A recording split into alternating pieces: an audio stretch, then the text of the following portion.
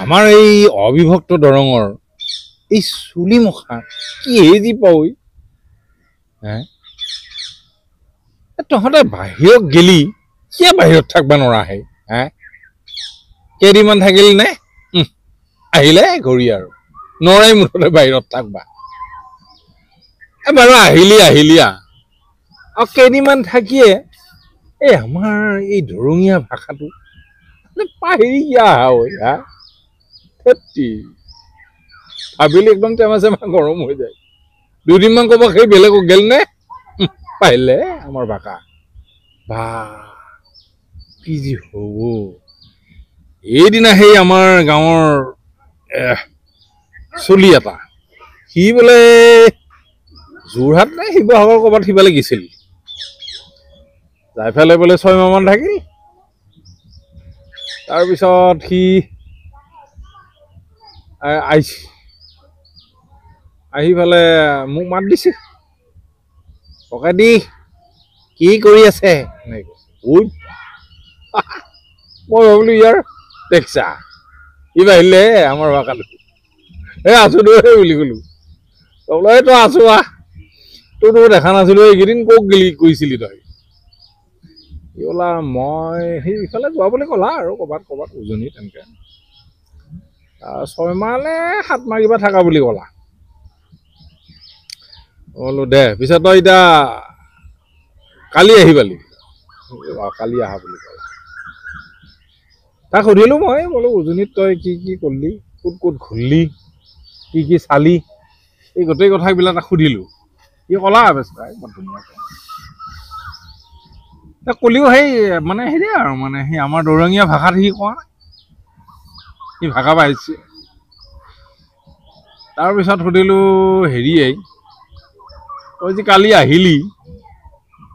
কিহেদি আহিলি তই কেনেকৈ আহিলি তাৰপিছত সি বৰ্ণনা কৰিলে ককাইদেউ মই মানে সেই আহোঁতে উজনিৰ পৰা সেই গুৱাহাটীলৈ মানে চুপাৰত আহিলোঁ সেনেকৈ কৈছে একদম পুৰা শুনি আছো তই কিনো কৈ আছো কৈ আছো চুপাৰত আহিলোঁ আৰু আহি ৰাতিপুৱা পালোহি আৰু ৰাতিপুৱা পাই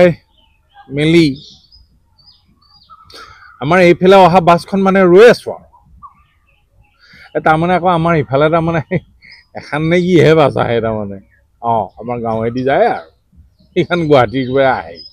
সেইখনকে সি ৰখি আছে তাৰপিছত ক'লে সেইখন ৰখি আৰু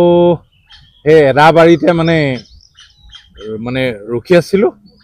তাৰপিছত গাড়ীখন পালোঁ হয় মানুহ যে উঠিছে আৰু দেই একদম চিট আৰু নাই মানে একদম উপায় নাপায় মই ওপৰত উঠিলোঁ আৰু একদম গাড়ীখনৰ ওপৰতো জেগা নাই মানে ঢেৰ মানুহ উঠিছে ওপৰত তাৰপৰা এদাবাৰীৰ পৰা গাড়ীখন এৰাৰ লগে লগে একদম এনেকুৱা বৰষুণ দিবলৈ আৰম্ভ কৰিলে নহয় একদম আহি আছো আৰু বুজিছে নে তিতি এনেকৈ আহিছোঁ খুব তিতিছোঁ আৰু বৰষুণত মানে একদম তিতি আহি আমি চাংচাৰি পালোঁ চাংচাৰি পাৰ আকৌ সেই বৰষুণ এৰাই নাই মানে দিয়ে আছে একদম তিতি আহি আছোঁ এবাৰ মেথাত সেই বেগটোকে লওঁ আকৌ এবাৰ মানে নমাই লওঁ এনেকৈ বেগটো তিতি গৈছে আৰু এনেকৈ আহি বেহটো চাৰিআলিটো পালোঁ আৰু বেহটো চাৰিআলি পাৰ মানে একদম আহি আছোঁ তাৰপিছতে আহি একদম দমনি চকী পাৰ হ'লোঁ পাৰ হৈ আহি চিপাঝাৰ পালোঁ আহি নহয় ভাই যেই চিপাঝাৰ পালোঁ এনে একজাক বৰষুণ দিছি বেজাই ভিজিলোঁ ভাই একে ভিজি ঘৰ পালোঁ আহি এংকে সি ক'লা ঐ এংকে সি ক'লা তেতিয়া মই ভাবিলোঁ তাৰমানে ইহঁতে বাহিৰত গেলি তাৰমানে বাহিৰৰ ভাষাটো আমাৰ ইয়াতে কম বুলিয়ে কয়